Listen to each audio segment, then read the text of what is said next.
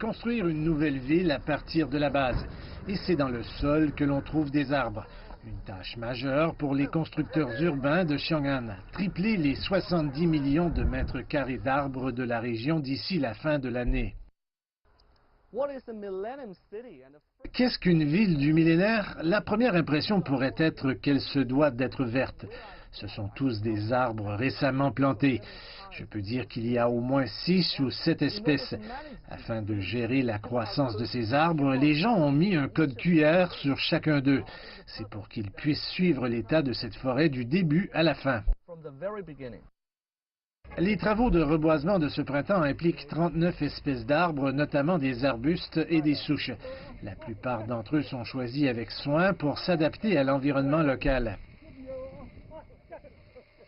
L'objectif est de s'assurer que la forêt est toujours verte et que les fleurs sont visibles à chaque saison.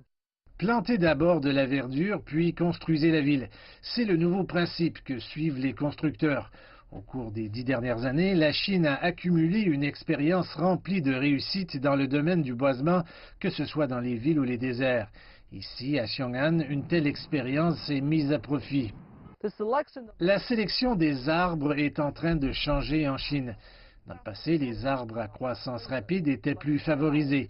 Mais à présent, la plupart des arbres récemment plantés sont des espèces qui n'ont pas besoin de beaucoup d'eau et faciles à entretenir.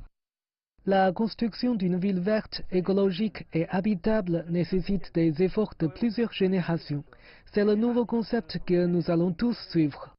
Un concept de développement vert est maintenant un consensus parmi la population chinoise et commence par la plantation d'arbres.